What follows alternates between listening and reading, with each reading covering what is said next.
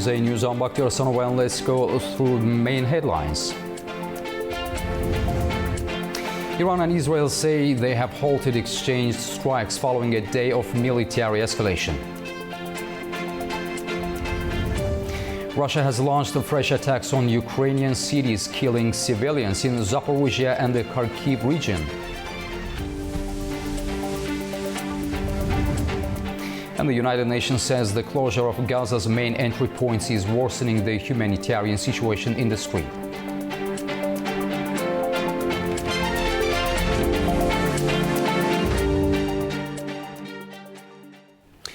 Iran and Israel say they have halted attacks against each other after a day of sharp escalation raised fears of a wider conflict.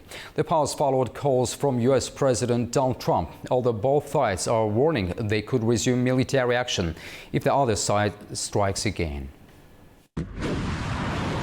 Iran and Israel have announced a halt to attacks following nearly 24 hours of direct military confrontation. Iran's Khatam al-Anbiya central headquarters said on Monday that it was suspending strikes against Israel after what it described as a response to Israeli military actions in Lebanon. The statement warned that any further Israeli attacks would trigger a much stronger reaction. Israeli media, citing a senior official, reported that Israel also suspended its strikes on Iran at the request of U.S. President Donald Trump. However, the official said Israel would continue high-intensity operations against Hezbollah in southern Lebanon and could expand strikes if attacks on Israeli territory continue. Israeli Prime Minister Benjamin Netanyahu said the fighting with Iran was currently on hold, but warned that Israel would retaliate if Iran launched further attacks. After Iran attacked Israel, I instructed the IDF to strike military and economic targets throughout Iran. We did that as well. At the moment, the fire has ceased, because after we struck the terrorist regime in Tehran, it stopped attacking us. If the terrorist regime makes the mistake of attacking us again, we will respond with force. Because Israel has the full right to self-defense, and we exercise it whenever necessary. I say this to you, dear citizens of Israel, just as I say it with appreciation and respect in my good conversations with my friend, President Trump. The latest crisis began on Sunday evening when Iran launched ballistic missiles at northern Israel, saying the attack was retaliation for Israeli military operations in southern Lebanon. Iran carried out further strikes on Monday, targeting military sites and industries. Israel responded with airstrikes on military targets in Iran, including air defense systems, saying the operation was aimed at reducing threats to Israeli security. The exchange marked the most serious direct confrontation between the two countries since a ceasefire was reached in April. Tensions between Iran and the European Union are rising over the Strait of Hormuz. Tehran has rejected a new round of EU sanctions, accusing European governments of double standards and defending what it says are its sovereign rights in the strategic waterway. Turaj Shirelilo reports. The Iranian Deputy Foreign Minister for Legal Affairs, Kazem Garibabadi, has strongly condemned the move by the Council of European Union to sanction Iranian individuals and an entity in relation with the Strait of Hormuz, linking the Persian Gulf and the Sea of Oman. In a post on the platform X, it stressed that Iran does not attach any value to the political and hypocritical move and will continue its strategy of maintaining sovereignty and exercising sovereign rights over the Strait of Hormuz. His statement was made after the European bloc imposed on Monday sanctions on a Revolutionary Guards Navy unit and 2 Iranian individuals, accusing them of supporting measures that restrict navigation through the maritime corridor. Garibabadi branded the European states as major violators of the Iranian people's rights because of their deliberate silence regarding the U.S. naval blockade of the Iranian southern ports, which he termed an act of war. Addressing the legal status of the crucial global shipping lanes, the senior Iranian diplomat reminded that Tehran is not a party to the UN Convention on Law of the Sea.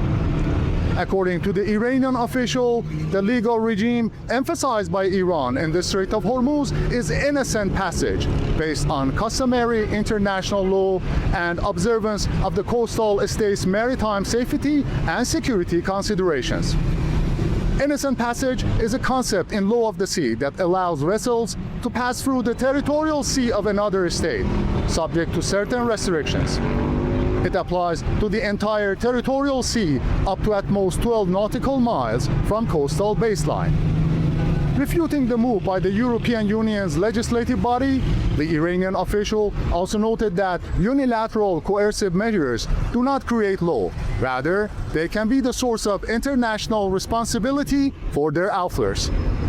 The U.S. blockade of Iran's ports and Tehran's grip over the Strait of Hormuz have created a gridlock that is neither peace nor raging conflict, as has been the case in weeks of trading attacks between the Iranian and U.S. militaries amid a fragile ceasefire. The standoff has also endangered the energy security of the European countries already facing backlashes of the Russia-Ukraine war. Turaj Shiralilu from Tehran for A News. The United Nations says the closure of Gaza's main entry points is worsening the humanitarian situation and is urging Israel to reopen them without delay. UN officials say the organization rejects the restrictions and continues to call for unrestricted humanitarian access. OCHA reports that following missile attacks towards Israel since last night, the Israeli authorities closed the Kerem Shalom, Kerem Abu Salam crossing today, which has been the only crossing into Gaza that had been operational for cargo over the past 2 weeks. However, humanitarians were allowed to collect cargo from the Palestinian side of the crossing. Israeli authorities also closed Rafah crossing. OCHA stressed that people in the Gaza Strip rely on a steady flow of humanitarian and commercial goods from outside. The UN and our humanitarian partners work hard to maintain a sustained and predictable flow of supplies despite restrictions. Such efforts cannot be sustained if crossings remain closed. Against this backdrop, civilians and civilian infrastructure continue to be exposed to Israeli airstrikes, shelling, and gunfire, resulting in reported casualties and damage. Under international humanitarian law, civilians and civilian infrastructure must be protected.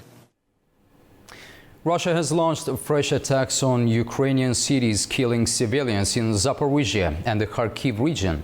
The strikes come as Ukraine targets Russian oil facilities, and the European Union prepares a new round of sanctions against Moscow. A Russian drone attack on Ukraine's southeastern city of Zaporizhzhia has killed 2 people and wounded 23 others, according to regional governor Ivan Fedorov. The strike hit near a bus station, damaging vehicles, shops and nearby structures. Forensic teams worked at the scene, where authorities also recovered a damaged object believed to be part of a drone. Russian forces also targeted the Kharkiv region, where officials said 4 people were killed and more than 20 injured in missile and drone strikes on Tuesday. The attacks came as Ukraine intensified strikes on oil facilities in Russia, part of Kyiv's campaign to raise the economic cost of Moscow's war. Russian authorities have reported fuel supply problems in several southern regions following the strikes. Kremlin spokesman Dmitry Peskov acknowledged certain problems, but said measures were being taken, while blaming panic buying. Diplomatic contacts also remain on the agenda. President Volodymyr Zelensky said Roman Abramovich had acted as a go-between for messages between Kyiv and Moscow. At the same time, the European Union is preparing a new round of sanctions against Russia. EU Foreign Policy Chief Kaja Kallas said the proposed measures include 18 new listings targeting Russia's military-industrial complex, human rights violators and propagandists. European Union Foreign Policy Chief Kaja Kallas says any future negotiations on the Russia-Ukraine conflict must take full account of Europe's security interests, particularly those of Eastern European countries. Kallas stressed that nations with direct experience of Russia should have a voice in shaping Europe's approach to both the conflict and any future peace arrangements, speaking on Monday. Her comments come as European leaders seek a greater role in diplomatic efforts to end the war, following talks between between the leaders of Ukraine, France, Germany and the United Kingdom in London. While major EU powers such as France and Germany favor accelerating political engagement, several Baltic and Central European states argue that conditions for meaningful negotiations with Russia have yet to be met. Pope Leo XIV has delivered a strong political message during a landmark visit to Spain, where he addressed the country's parliament and warned that the world is facing rising global conflicts, political division and what he called a disregard for human rights. Anita Sharma has more. Welcome to This Day in Europe, where Pope Leo XIV delivered one of the strongest political messages of his young papacy during a landmark visit to Spain. As the first pope ever to address Madrid's parliament, he warned that the world is facing a profound spiritual and cultural crisis. Leo pointed to escalating conflicts, growing political polarization, and what he described as a widespread disregard for human rights. The speech came amid renewed tensions in the Middle East and ongoing conflicts around the world. The Pope argued that military buildups and increased defense spending cannot deliver lasting peace, saying that while weapons may impose a temporary silence, they can't create genuine reconciliation. Migration was also a central theme. Leo praised efforts to support migrants and urged governments to protect the dignity of those forced to flee conflict and poverty. He said it was essential to offer safe and legal pathways, a respectful welcome, and real possibilities for integration. Lawmakers responded with a 7-minute standing ovation. Now, the Pope also confronted one of the Catholic Church's most painful issues, clerical sexual abuse. Speaking to Spanish bishops, Leo said that the Church must respond with listening, truth, justice, and reparation, and demonstrate a determined commitment to safeguarding children and vulnerable people. Later, he met privately with 6 abuse survivors, although some victim groups criticized the process and said not all survivors were represented. Beyond war and migration, the Pope is increasingly making artificial intelligence a defining issue of his papacy. In recent weeks, he warned that AI must serve humanity, not replace it. His message from Madrid was clear. A more powerful world does not automatically become a better one. The real test is whether that power actually serves the people. For A News, I'm Anita Sharma in Arnhem, Netherlands. Chinese President Xi Jinping is in North Korea for his first visit to the country in 7 years, holding talks with leader Kim Jong-un, aimed at strengthening bilateral ties and expanding strategic cooperation. Xi called for closer coordination between Beijing and Pyongyang as the two leaders pledged to strengthen bilateral ties. The talks come as China seeks to reinforce its influence in North Korea amid Pyongyang's growing partnership with Russia, which has deepened through military and economic cooperation in recent years.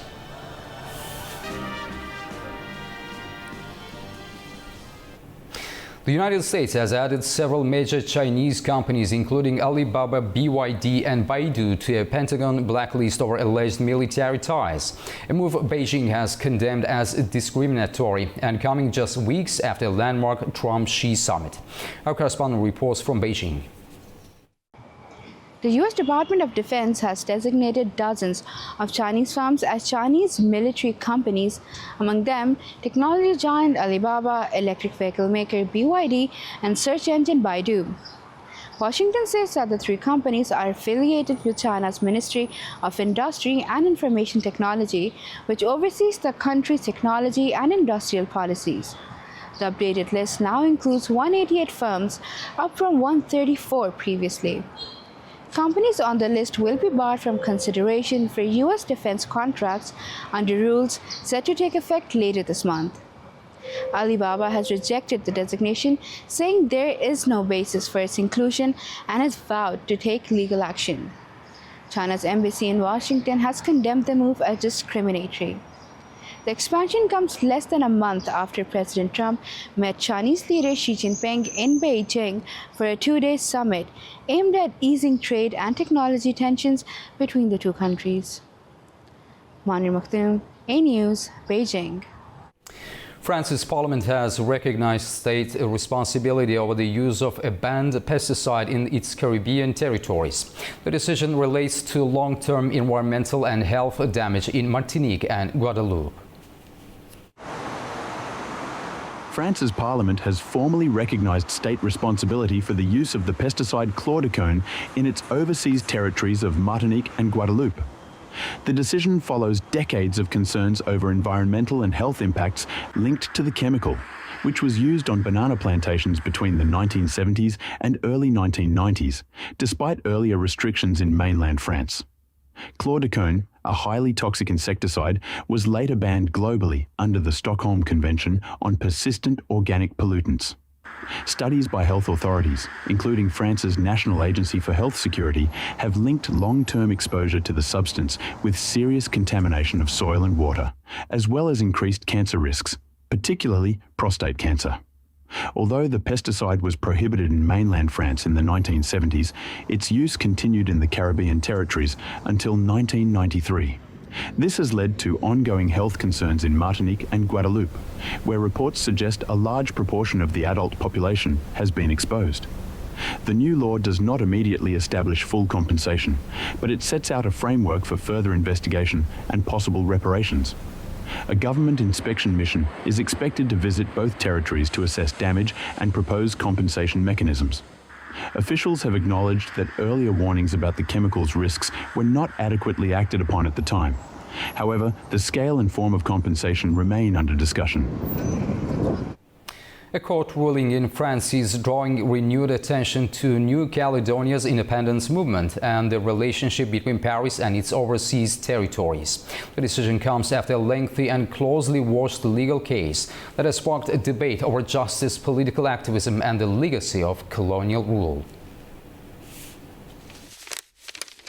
For nearly 2 years, Kanak pro-independence leader Christian Taine faced criminal charges that took him thousands of kilometres from his home in New Caledonia and placed him at the centre of one of France's most closely watched investigations. Now, a Paris court has thrown out the case against Taine and 13 others, citing insufficient evidence, fueling debate over how France applies the democratic standards it promotes abroad. The case stemmed from the May 2024 unrest in New Caledonia, which began over proposed changes to voter eligibility rules. The protests later turned violent, leaving 14 people dead and prompting France to declare a state of emergency, deploy security forces, and transfer dozens of detained Kanaks to mainland France. At the time, Taine led the Field Action Coordinating Group, known as CCAT, which had been created by a pro-independence party. Prosecutors alleged that the group operated as an organised structure seeking to destabilise New Caledonia's public services, administration and economy. The case included serious allegations linked to complicity in attempted murder, destruction of property and armed theft. However, the court found no concrete evidence that Taine had coordinated violence, including through secret contacts, messages or phone calls. This made the length of the process central to the controversy. If the core accusations could not be proven, why did the investigation last 576 days? Critics argue that a long investigation, detention far from home, and public accusations can become a form of pressure even without a conviction, especially when directed at a leading pro-independence figure. That makes Taine's case more than a criminal proceeding. It is also tied to France's handling of independence demands in its overseas territories. Critics argue that France can present itself as a defender of democratic values, while using legal and administrative tools to pressure pro-independence movements in its overseas territories.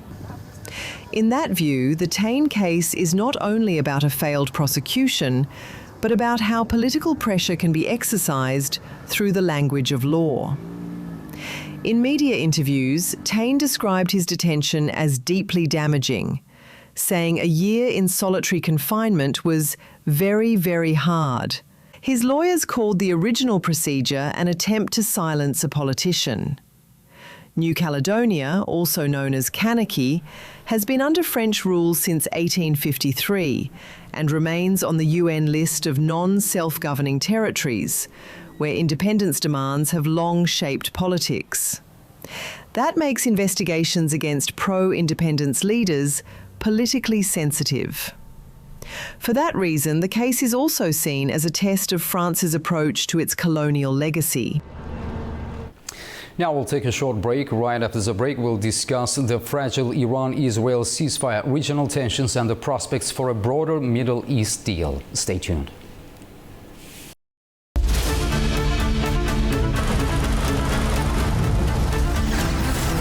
As America sleeps, Europe is waking, and the East has begun its day. A News is right here at the center, bringing you the latest stories as they break.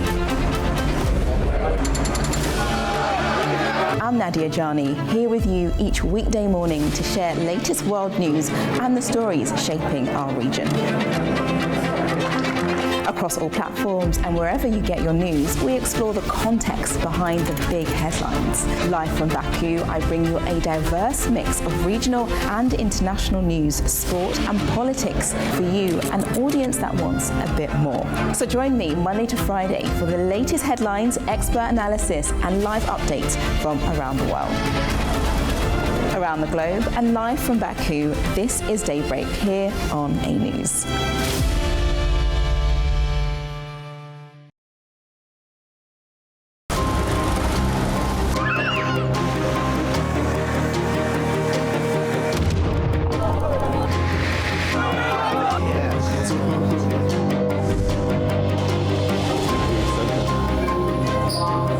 And welcome to Primetime. What a show we've got lined up for you today.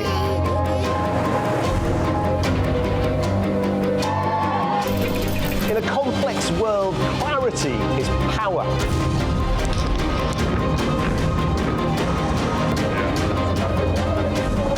Two hours live, diplomacy dissected in a spin-free environment.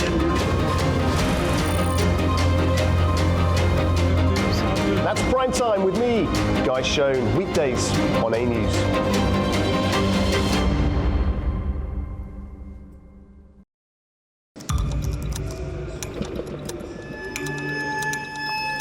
Inside Politics delves deeply into the heart of global issues shaping our world today.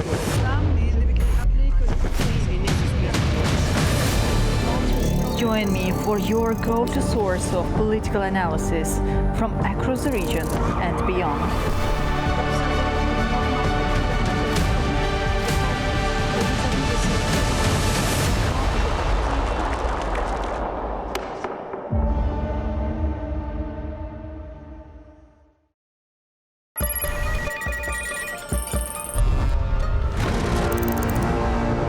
On World Business, we meet the boardroom leaders making market-moving decisions. And find out how leaders are dealing with continuous technological disruption.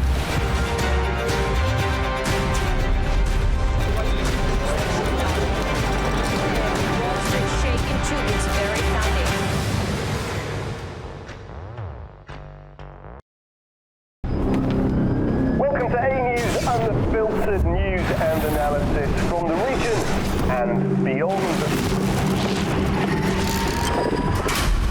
From Washington to Beijing, Tehran to Kabul, to Tbilisi to Tashkent. Hello, I'm Jay. That's challenging. Today is the third. We're with you 24/7, taking you live to the front lines of the day's biggest stories. Welcome to Gaza. One important note to fear. I'm here. Azerbaijan and Armenia.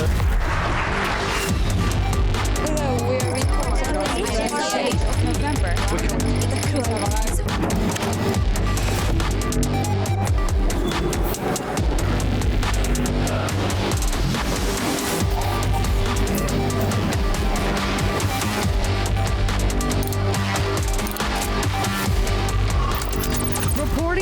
terrors. Dar es Salaam, Tel Aviv, Washington, London, Moscow, Kyiv, Berlin, Rio de Janeiro, Beijing, Bangkok, Tbilisi, Tashkent, Almaty, Kazakhstan, Port Sudan, Tehran, Islamabad, Istanbul, Kabul, for A News.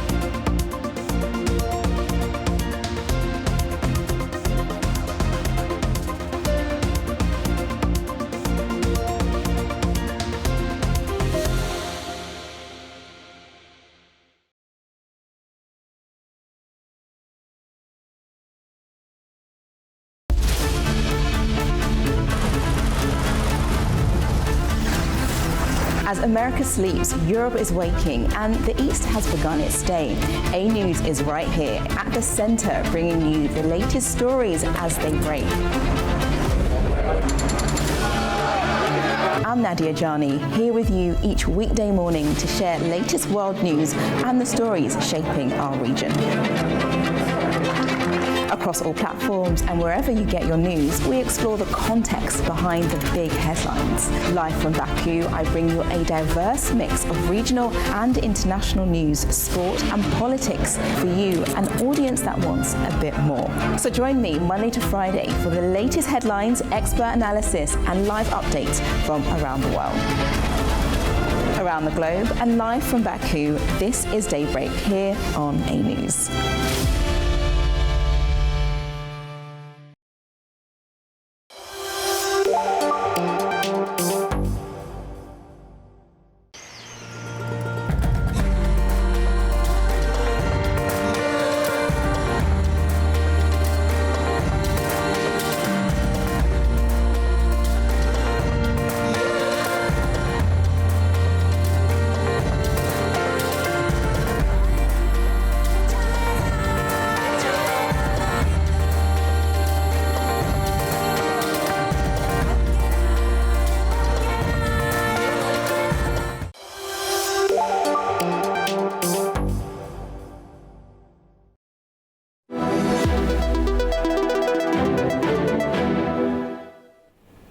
Welcome back. We continue with our top story for discussion. Following a day of renewed hostilities between Iran and Israel have paused direct attacks, while U.S. President Donald Trump claims a broader agreement may be within reach, saying negotiations are in their final throes.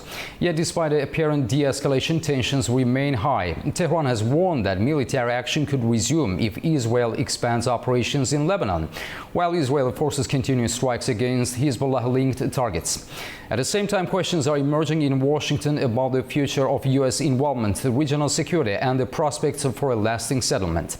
Trump has also publicly urged restraint, reportedly warning Prime Minister Benjamin Netanyahu against further escalation with Iran. To help us unpack these developments and assess what comes next for the region, we're joined by Gregory Mathieu, political analyst speaking to us from Stockholm, Sweden. Mr. Mathieu, thank you for making time to join us on the program. Thank you for having me, indeed. Thank you. Mr. Mathieu, how significant is the current pause in fighting between Iran and Israel? Is this a genuine step toward peace or simply a temporary tactical pause? Every pause is significant, but I'm maybe afraid that it's only a pause.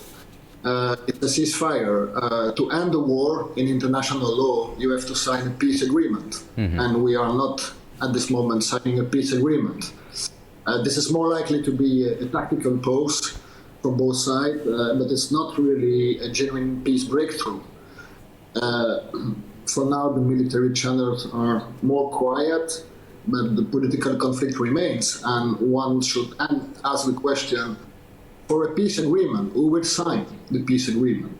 The US, Iran, Israel, and who else? Hezbollah will sign, Hamas will sign.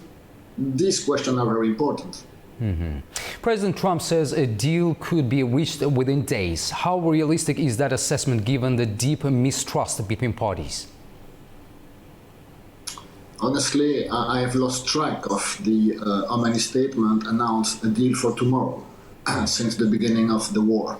So I wish it would be for tomorrow. It is impossible to reach a narrow ceasefire within days. A comprehensive peace deal, it takes time, and everything is in the detail. What are we talking about? What is the deal? Mr. Trump has already announced several times that the deal is coming, that the deal is ready, that they are making structural progress, strong progress. It also has been announced by Peter Ekstedt many times during multiple press conferences that Iran was destroyed, that Iran had no capacity, that they destroyed all the military capacity of Iran. Well, it appears that they are still able to launch some ballistic missiles. Mr. Metsu, from Israel's perspective, what are the political and security calculations driving Prime Minister Benjamin Netanyahu's decisions at this stage? Well, for Mr. Netanyahu, I think they have different agenda with Donald Trump. The beginning of the war was to end the nuclear program of Iran and possibly to change the regime. It has been announced again that the nuclear program of Iran has been obliterated. We don't know. We have no evidence. Probably there are many things that we don't know and that they know. But as far as we speak, it seems that there are more problems now than it was at the beginning of the war, namely the Strait of Hormuz. Mr. Metsu, so what role are regional actors such as Saudi Arabia, Turkey, Qatar and the UAE playing behind the scenes in preventing a wider conflict? Well, all those are important actors to stabilize the region. Some of them recognize Israel in the Abraham Agreement. And my opinion is that no peace agreement, no end of regional instability will happen without a full recognition of the State of Israel by all the actors in the region. At the same time, I have to say that, and in parallel, it should also be recognized a State of Palestine. Gregor Metsu, again, thank you very much for taking the time to be with us. We greatly appreciate your insights. Thanks a lot. Very welcome. Thank you. After the break, we'll take a look at the key stories shaping the region.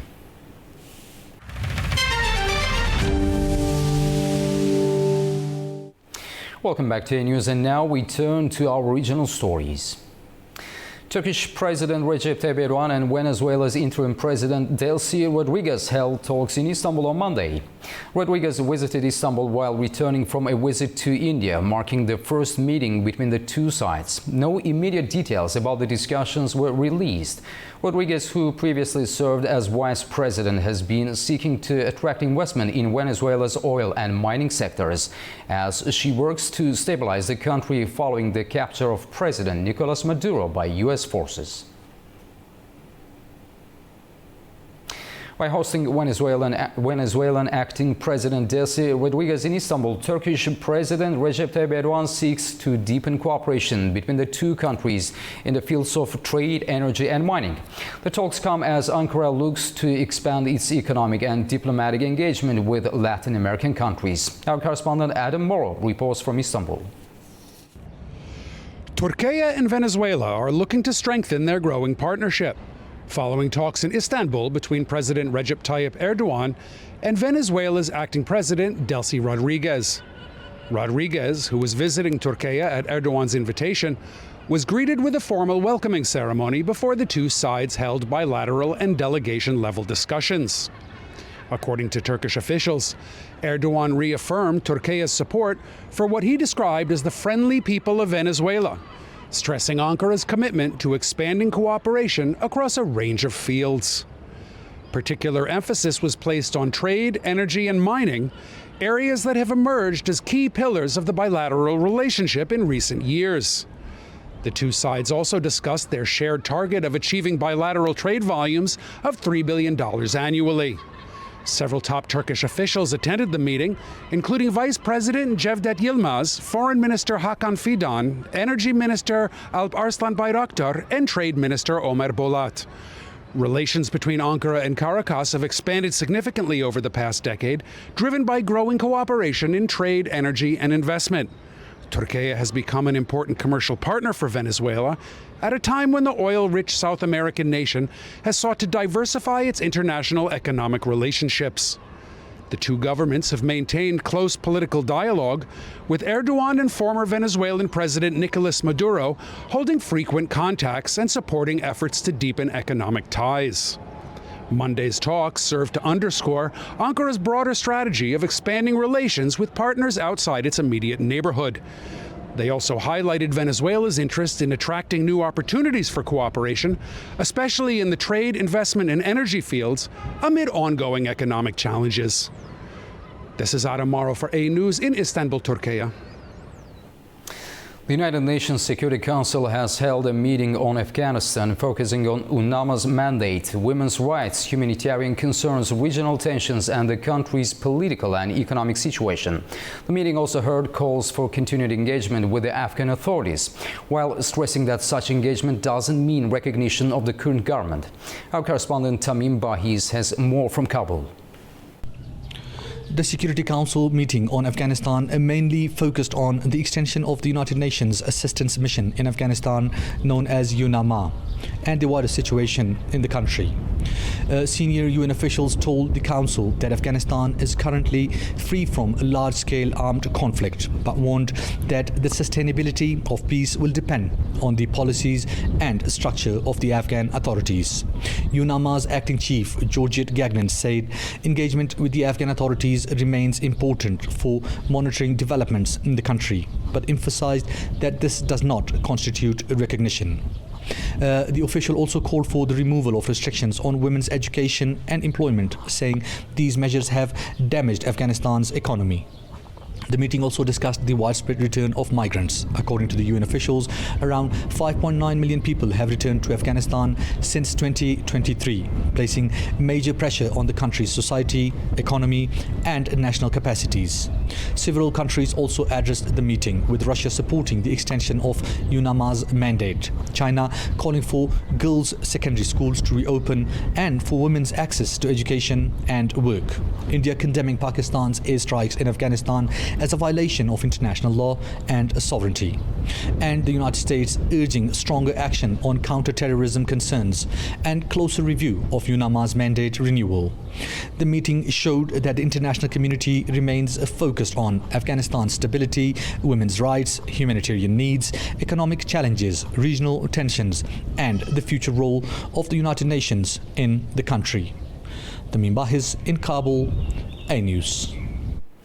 Kyrgyzstan is no longer on the European Union's aviation safety blacklist, ending restrictions that had been in place since 2006. Officials in Bishkek say the move reflects years of reforms in civil aviation. More from our Fariza Kalimursana in Almaty. Kyrgyzstan has been removed from the European Union's aviation safety blacklist, ending nearly 2 decades of restrictions on the country's airlines.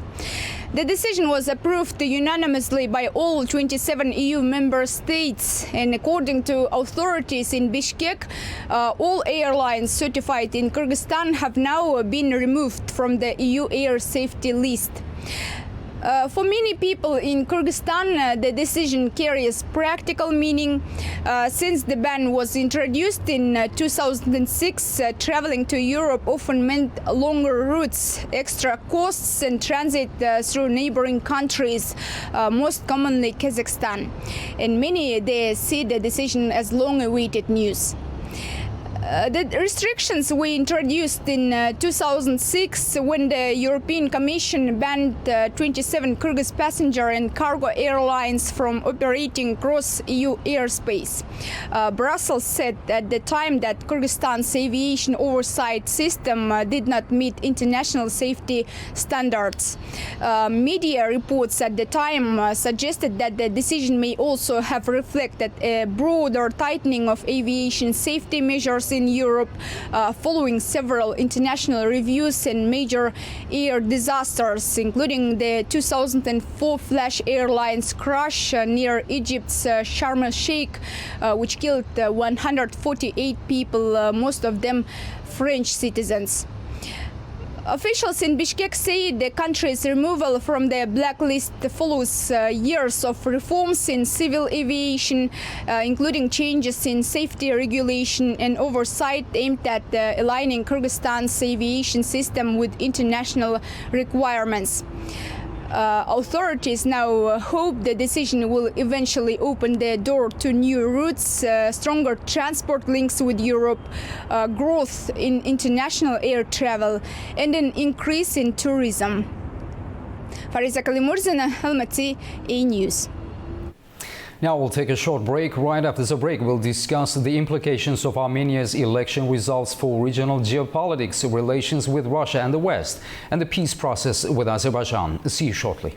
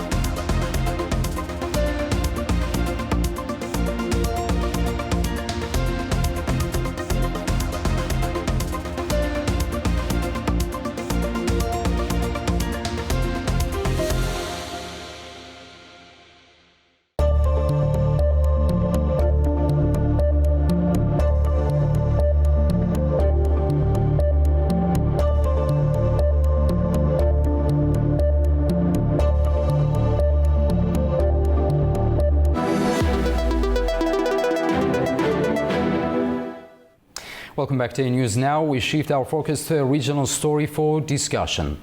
Armenia's parliamentary election has reinforced Prime Minister Nikol Pashinyan's grip on power, but it has also deepened political debate over the country's future direction. While former President Robert Kocharyan's Armenia alliance is challenging the results, international observers said voters were offered a genuine choice in a professionally managed election process. The vote is widely seen as a referendum on Armenia's peace agenda with Azerbaijan, its growing ties with Europe and the United States, and its increasingly complex relationship with Russia. Meanwhile, Washington has congratulated Nikol Pashinyan on his victory, while officials in Moscow are warning that developments in the South Caucasus require close attention. To help us understand what these results mean for Armenia and the wider South Caucasus, I'm joined by Dr. Elmira Talibzadeh, a political analyst and PhD in political science, who speaks to us from Baku, Azerbaijan. Dr. Talibzadeh, welcome to the program. It's great to have you with us. Good afternoon. Thank you for having me. Dr. Talibzadeh, Robert Kocharyan's Armenia alliance has rejected the results. How credible are the opposition's allegations, and what impact could legal challenges have on Armenia's political stability? Thank you for the question. First of all, the parliament in Armenia are the important indicator of the country's future geopolitical trajectory on that of the South Caucasus as a whole. So the victory of Prime Minister Nikol Pashinyan and his civil contract party effectively signals that continuation and strengthening of a policy focused on normalization relation with Azerbaijan, advancing dialogue with Turkey, deepening cooperation with European institutions and European Union itself, and gradually reducing dependence on Russia. At the first glance, as we all know, Pashinyan's party securing around 50% of the vote may seem insufficient to obtain nearly 59% of the parliamentary seats. But however, this outcome is explained by the specific Armenia's electoral system. So the votes cast of parties that failed to pass the electoral there showed are distributed among the political forces that enter parliament. And in addition, there is a mechanism in Armenia designed to ensure that stable parliamentary majority. As a result, we see the vote share of approximately 49 or or 15% translate into a significantly higher share of seats. So the main political outcome of the election is that Armenian society has rejected these political opposition parties, rejected revanchist agenda, and for the second consecutive time, because we all remember that in 2021, the Pashinyan received a mandate after Armenia the Second Karabakh War. And in 2026, voters once again supported forces that associate with country's future, not with attempts to revise the outcomes, the regional developments, but with the domestic reforms, with economic growth of Armenia, and with the foreign policy diversification. Dr. Talibzadeh, to what extent was this election a vote on Armenia's peace process with Azerbaijan? Does the result strengthen or weaken Pashinyan's ability to finalize a comprehensive peace agreement with Baku? Thank you for the question. In relation to the Azerbaijan issue, how now becomes the practical implementation of existing agreements between Baku and between Yerevan. So we know Pashinyan's victory does not automatically resolve all outstanding problems in the region, in the negotiation process between Azerbaijan and Armenia. And Baku continues to expect the final dismantling of all separatist structures and all of the mechanism of political and financial support associated with them, and completion of constitutional reforms in Armenia, and concrete steps toward establishing a sustainable foundation for long-term peace. And nevertheless, the re-election of a government committed to negotiations significantly increased the predictability of Armenian policy that we know. For the South Caucasus, that means preserving the possibility of building a new regional architecture, and had forced advocating revanchist slogans to or return of previous security models prevailed. The negotiation process between Baku and between Yerevan will have faced seriously risk, because this election results significantly reduce the likelihood of such scenario. Moreover, they create additional political opportunities for advancing a peace agenda, including the signing of a peace agreement Baku and Azerbaijan and between Azerbaijan and Armenia, and some constitutional reforms and continuation of a border delimitation, demarcation, the opening of transport links between our two countries, and the development of regional economic integration. So the United States quickly congratulated Pashinyan and reaffirmed support for peace and regional stability. What message is Washington sending to both Yerevan and the wider region? There was only one message, because we know the Washington, the United States itself, the mission is equally important. For the Washington, the election results are a positive signal, in my opinion. Both Washington and the Brussels, European Union has consistently supported reforms in Armenia, and the development of democratic institutions, the process between regional process in the South Caucasus, and efforts of Armenia to reduce the country's dependence on Russian political and economic mechanism. So the coming year, in years, further expansion of cooperation between Yerevan and Washington, Yerevan and the European Union, Brussels, can be expected, including progress in some cases, like when we're talking about the European Union, it's visa liberalization talk. We were talking about the Washington, it's trip route, Trump route, yes, and increasing financial assistance and a growing presence of Washington, presence of Western institutions, European presence in the Armenian economy. And Armenia is gradually becoming one of the key projects of both European policy in the South Caucasus and the Washington. Some economic processes, economic projects, also trans-linked process and trip route, and we were talking about the negotiation processes. We remember after the August 8, 2025, Washington is also as a partner, not a key, but also have its role in the negotiation process between Azerbaijan and Armenia. Dr. Talibzadeh, Russia has expressed concern about developments in the South Caucasus. How is Moscow likely to react to the election outcome and Armenia's continued westward engagement? Well, particular attention should be paid to Moscow reaction, of course, because for Russia, the election result can hardly be described as favorable, and the Kremlin is effectively losing another important instrument of its influence in the post-Soviet space. And after Moldova or Ukraine, for example, Armenia is becoming yet another state that is gradually reducing its political and strategic dependence on Moscow. And at the same time, Russia will retain some significant economic, some energy, some humanitarian presence in the country. And in my opinion, it will make it premature to speak of a complete rupture. But nevertheless, it is clear that Russia's ability to shape Yerevan's foreign policy course has diminished substantially. Elmira Talibzadeh, thank you very much for your valuable insights and for joining us on the program. We greatly appreciate your time and expertise. Thanks a lot. Thank you for this. Thank you. That's the news for this hour. Stay tuned to A News for all the latest updates.